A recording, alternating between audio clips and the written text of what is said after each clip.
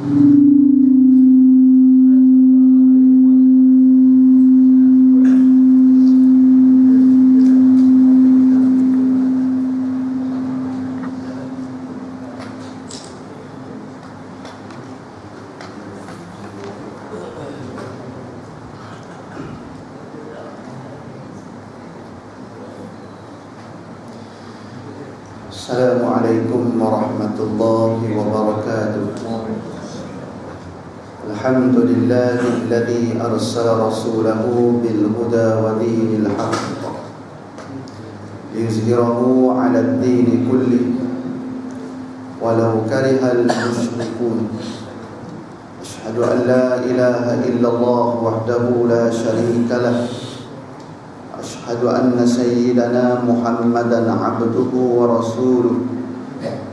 Allahumma salli wa sallim ala habibina wa syafi'ina wa qudwatina Muhammad, imamil muttaqin wa qailid du'atil mujahidin, wa ala alihi wa ashabihi wa man ihtada bihadihi wastanna bisunnatihi ila yaumiddin. Qala rabbi shrah li sadri wa yassir li amri wahlul 'uqdatam min lisani yafqahu qawli. Allahumma iftah 'alaina futuhal 'arifin warzuqna fahman nabiyyin wa ilhamal malaikatil muqarrabin fi afiyatin birahmatika ya arhamar rahimin. Allahumma la sahla illa ma ja'altahu sahla. Rabbi yassir wa la tu'assir. Rabbi tammim bil khair. Wa la hawla wa la quwwata illa billahil aliyyil azim. Summa amma ba'du. Alhamdulillah, marilah sama-sama kita bersyukur kepada Allah Subhanahu wa ta'ala, kerana dengan taufik serta hidayah Allah Subhanahu wa ta'ala, kita masih lagi diberi peluang dan kesempatan oleh Allah Subhanahu wa ta'ala, sehingga pada pagi yang berbahagia ini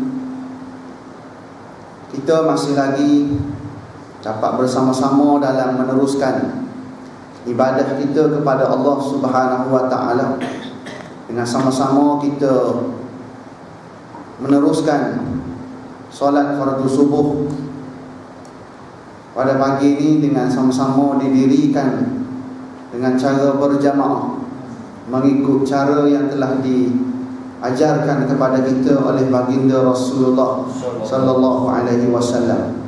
Dan pada masa yang sama kita berpeluang pada pagi ini untuk berada dalam kuliah subuh, walaupun bukan tempat kebiasaannya, tetapi ini kebetulan hari cuti. Dan marilah sama-sama kita merenung dengan ruang yang ada ini beberapa peringatan berkaitan dengan kesimpulan hadis daripada hadis yang telah kita bincang sebelum ini, iaitu hadis yang pertama dalam kitab Al-Arba'in An-Nawawiyah, iaitu berkaitan dengan niat, iaitu di muka surat 67 bagi yang bawa kitab lah. Muka surat 67 berkaitan dengan petunjuk hadis. Hadis yang pertama ini mengandungi beberapa petunjuk ataupun beberapa kesimpulan berkaitan dengan apa yang dinyatakan oleh Nabi sallallahu alaihi wasallam di dalam hadis yang pertama ini. Di antaranya yang boleh kita ambil sebagai satu kesimpulan untuk adik kita, yang pertama sekali, bahawa niat adalah dikehendaki untuk satu amal, supaya amal itu berlaku menurut kemahuan dan pilihan hati orang yang melakukannya, dan dia sendiri pula bertanggungjawab atasnya. Perlu kita ingat, Apa yang kita buat pada hari ini, kita kena bertanggungjawab depan Allah Subhanahu wa taala. Asas tanggungjawab tersebut kembali kepada niat. Tujuan niat yang kita tampilkan semasa kita lakukan segala bentuk amal ibadah dalam kehidupan harian kita. Kita kena bertanggungjawab. Kalau kita buat kerana Allah, maka alhamdulillah. Tapi kalau kita buat sebaliknya, maka kita jawablah sebaliknya di hadapan Allah Subhanahu wa taala. Allah Taala tahu segala gerak kerja kita, zahir dan batin. Luaran Allah Ta'ala tahu, dalaman pun Allah Ta'ala tahu. Allah Ta'ala tahu. Untuk negeri akhirat kita, Allah Ta'ala tengok dari segi sudut dalaman kita. Dalam. Kalau kita niat yang dalam tu kerana manusia, maka kita telah terlibat dengan syirik kepada Allah Subhanahu wa taala, iaitu melibatkan syirik kecil. Kita buat satu perkara kerana mencari pangkat di dalam hati manusia, tu masuk dalam bab riya. Ataupun pada masa yang sama, walaupun buat kerana Allah pun ada, tapi kerana manusia pun ada juga, masih lagi bab syirik. Syirik apa tu? Syirik kecil. Allah Ta'ala, Nabi SAW pernah bagi tahu, akhwafu ma akhafu alaikum asyirkul asghar, fasu'ila anhu faqala ar-riya'u. Nabi kata, yang paling aku takut berlaku sesuatu ke atas umatku, iaitu syirik yang kecil. Syirik kecil. Lalu ditanyakan kepada Nabi sallallahu alaihi wasallam, ditanyakan kepada Nabi, apakah itu syirik kecil? Lalu Nabi jawab, ar-riya'u. Riya merupakan syirik kecil. Kita buat satu perkara bukan kerana Allah. Kerana siapa? Kerana manusia. Kerana nak seorang puji kehebatan kita, orang bercakap kebaikan kita, nak cari pangkat dalam hati manusia, tu dipanggil riya. Ataupun bercampur aduk, kerana Allah pun ada, kerana manusia pun ada, masih lagi dalam bab riya. Satu ketika Sayyidina Umar bin Al-Khattab dia tengok Muaz bin Jabal menangis. Dia Muaz ni menangis. Pasal apa Muaz menangis? Ditanyakan kepada Muaz, pasal apa ni kamu menangis? Lalu Muaz pun jawab, sesungguhnya membuatkan aku menangis kerana aku teringat hadis Nabi sallallahu alaihi wasallam. Menangis dengan sebab teringat satu hadis Nabi. Nabi kata macam mana? Yasirur riya'i syirkun. Sedikit sahaja daripada perbuatan riya itu merupakan syirik kepada Allah Subhanahu wa taala. Sikit je dah syirik pada Allah, dah tertolak amal ibadah kita. Yang sepatutnya dapat ganjaran akhirat, ganjaran pahala untuk kebahagiaan yang hakiki di akhirat nanti. Tetapi bila mana ada sikit sahaja daripada riya, amalan kita dipertikai di sisi Allah Subhanahu wa taala. Itu pentingnya niat di hati itu semata-mata kerana Allah. Kalau kita buat kerana Allah, penat pun tak rasa penat sebenarnya. Penat, walaupun perkara tersebut kita buat memang penat sebenarnya, tapi hilang penat. Pasal apa? Pasal kita tahu yang balas kita tu bukan manusia. Yang balas kita ialah Allah. Walaupun tak nampak hari ni, hilang penat kita. Kenapa? Kerana kita yakin janji Allah, janji yang benar. Janji Allah, janji yang tidak pernah disalah. Innaka la tukhliful mi'ad. Sesungguhnya Allah Subhanahu wa taala, sesungguhnya engkau ya Allah, la tukhliful mi'ad. Allah Ta'ala tidak menyalahi janji-janjinya. Ya Allah Ta'ala janji nak bagi pahala, pahala dia bagi di akhirat nanti. Cuma hari ni tak nampaklah pahala. Janji syurga, syurga tak nampaklah hari ni. Kat mana nampak? Di akhirat nanti. Yang pasti kita kena yakin dan istiqamah. Yang masalah hari ni tak nak istiqamah. Pasal apa tak nak istiqamah? Pasal nampak nilai dunia lebih daripada nilai akhirat. Buat kerana cari dunia, kerana pangkat, kerana darjat, kerana kerana anak seorang sebut-sebut kebaikan dan kehebatan kita. Ini tidak ikhlas dia panggil. Kalau kita buat kerana Allah, kita mati kerana Allah. Kita berani mati kerana Allah. Kita habis wang ringgit kerana Allah. Kerana kita tahu janji Allah itu janji yang benar. Itu kedudukan. Tapi kalau kita buat kerana nak cari habuan dunia, kerana pangkat, tiba-tiba tak dapat. Kita kata kita letih dah buat kerja ni, tiba-tiba tak dapat apa. Tu yang timbul macam-macam zaman kita hari ni. Timbul macam-macam. Yang menjadikan masyarakat awam makin hari makin keliru tak? Keliru kan? Pasal apa? Ni pun ada ustaz dalam tu. Yang ni pun ada ustaz dalam tu. Semua-semua ada ustaz. Semua ada ustaz dalam. Yang warna ni pun ada alim ulama dalam. Yang sebelah sana pun ada alim ulama dalam. Lala sekali dia kata sama je ni, sama-sama ada ustaz, sama-sama ada alim ulama. Pilihlah mana-mana. Boleh ke macam tu? Tak boleh. Sebab tu penting pada hari ni kita kena istiqamah. Istiqamah sampai bila? Istiqamah sehingga kita mendapat kemenangan yang hakiki di akhirat nanti. Menang di dunia. Ini macam nak cerita benda lain. Nak cerita pasal niat ni tuan-tuan. Cerita pasal niat. Jangan silap faham. Pasal hari ni tengok di luar sana, atas sana banyak dah terpesong niat sebenarnya.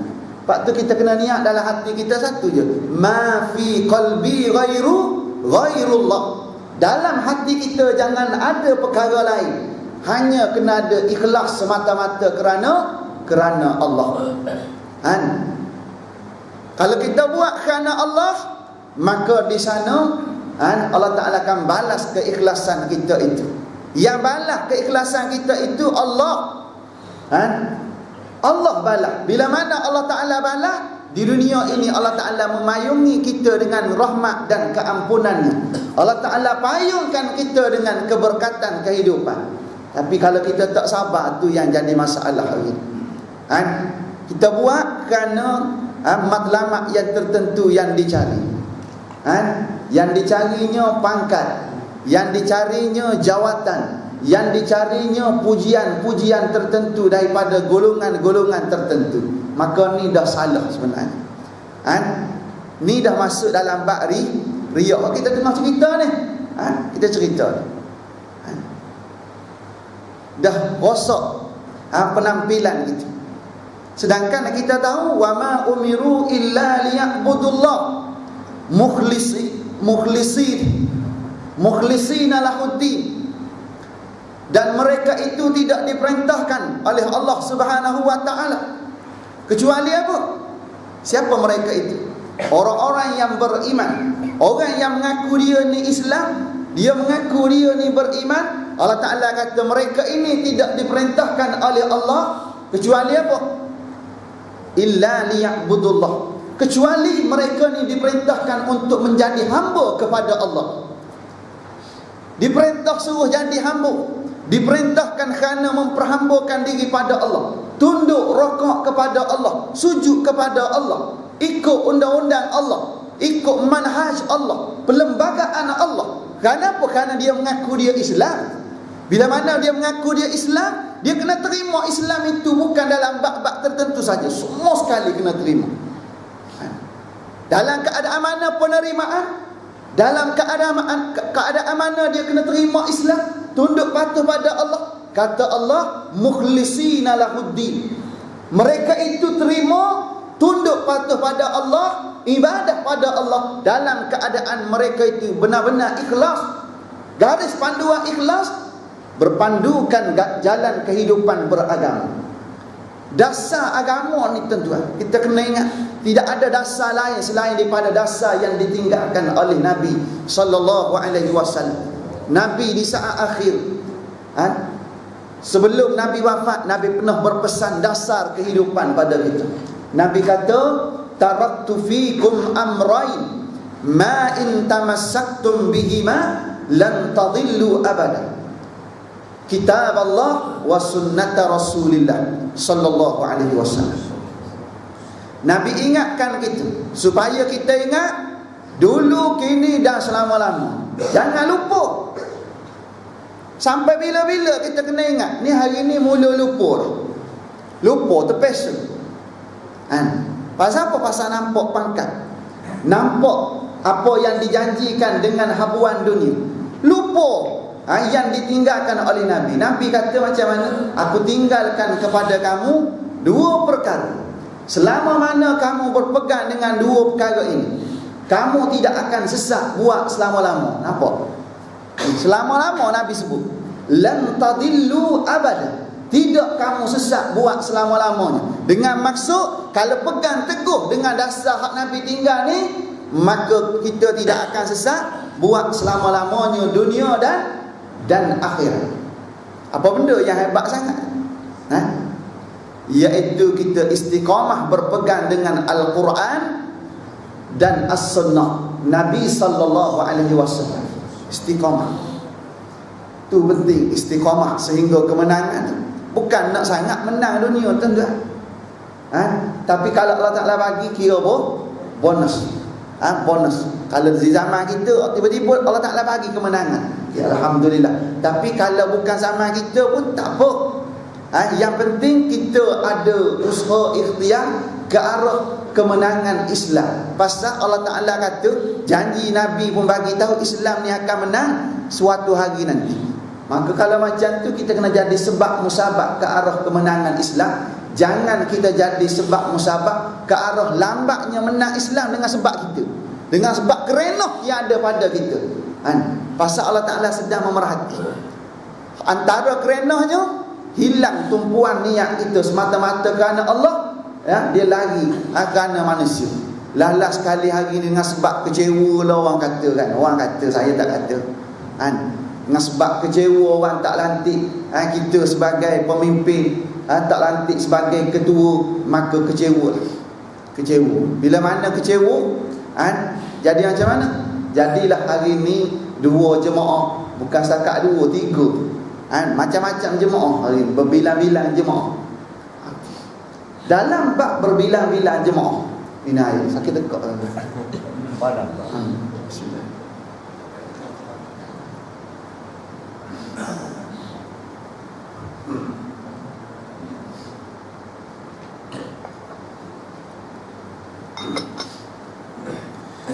Lalu berlakulah di zaman kita pada hari ini beberapa jemaah yang yang didukung oleh para ustaz, para alim ulama juga dalam tu. Yang dulunya mereka ni kita hormat, dulunya mereka ini juga pernah jadi guru-guru kita. Ni masalah. Keliru tak masyarakat awam lah? Keliru kan? Keliru kita. Sebab tu kita jangan keliru tuan-tuan. Jangan keliru. Pasal apa? Kata Allah, fa in tanaza'tum fi syai' farudduhu ila Allah war rasul. Maka jika berlaku pertelingkahan, salah faham, maka kembalilah kamu kepada Allah dan Rasul. Kembali kepada Al-Quran dan As-Sunnah. Nak keluar daripada kekeliruan, rujuk pada kitab Allah dan rujuk pada hadis Nabi. Keluarlah daripada kekeliruan. Mana tidak keliru tuan-tuan? Kita ni Nabi kata al-ulama warasatul anbiya. Maka kita nak ikut ulama. Tengok-tengok ulama macam-macam ada hari ni. Hak ni pun ulama, hak ni pun ulama. Cuma tuan-tuan, secara betulnya yang ni ulama, yang ni ular dalam semak. Dia macam tu semua. Pasal Nabi kata di akhir zaman nanti ada timbullah satu fitnah. Akan timbul satu fitnah yang mana bila fitnah ni timbul, fitnah ini akan lebih teruk dari risiko dia, kesan dia lebih teruk daripada fitnah Dajjal. Dajjal tu jelas dah tuan-tuan, jelas dah dalam bab Dajjal. Tapi Nabi kata ada hak lebih teruk lagi. Kenapa? Kerana dia ni bawa fitnah hak lebih teruk daripada Dajjal. Apa tu? Fitnah yang disebarkan oleh ulama-ulama yang jahat. Fitnah yang dibawa, yang disebarkan oleh ulama jahat. Bila mana mereka ni berperanan, maka masyarakat awam mula jadi keliru. Nampak? Siapa ulama jahat? Ulama jahat ni ulama yang baca Quran, yang baca hadis tapi nak membela kepentingan peribadi, nak membela golongan-golongan tertentu, nak mempertahankan jawatan tertentu walaupun dia duduk di pihak yang batil ketika itu. Ni dipanggil ulama jahat. Pertahankan jawatan, pertahankan wang ringgit, pertahankan pangkat darjat, walaupun apa yang dipertahankan itu bercanggah dengan syariat Allah Subhanahu wa taala. Dia tetap guna pakai Al-Quran yang sama. Maka kata Nabi, itulah dia ulama yang jahat. Ulama jahat. Fitnah ini fitnah hak lebih teruk daripada fitnah dajjal. Zaman kita hari sebab tu kita berdoa siang malam supaya sahabat-sahabat kita di kalangan para alim ulama, ustaz-ustaz kembali ke pangkal jalan, tuan-tuan. Kerana ilmu yang ada pada diri mereka, tuan-tuan, cukup hebat. Kita tidak nafi. Tetapi dengan sebab salah faham sikit, dengan sebab tergurih sikit, dengan sebab hilang tumpuan sikit je, tuan-tuan. Iblis ni tunggu masa, tuan-tuan. Tunggu masa. Silap sikit je, dia masuk mencelak ketika tu. Lalu menjadikan sahabat-sahabat kita ni tidak istiqamah, tuan-tuan. Tidak istiqamah. Sehingga sampai satu tahap menubuhkan jemaah-jemaah yang lain. Boleh tak dalam Islam ni kita buat beberapa jemaah? Dia gini, tuan-tuan. Saya nak dua kedudukan. Kedudukan yang pertama nak kata boleh. Kedudukan yang dua kata tak boleh, tuan-tuan. Hak boleh tadi kalaulah kedudukan tersebut dia jadi bahu-membahu antara satu sama lain. Hak tu boleh. Contohnya di kalangan kita hari ini ada jemaah tabligh. Bagus tak jemaah tabligh? Bagus satu sudut. Pasal kalau suruh saya pergi rumah-rumah boleh tak? Saya tak mampu saya. Tapi saya kalau bagi mic ni 3 jam tak ada kitab tak apa. Tak ada masalah.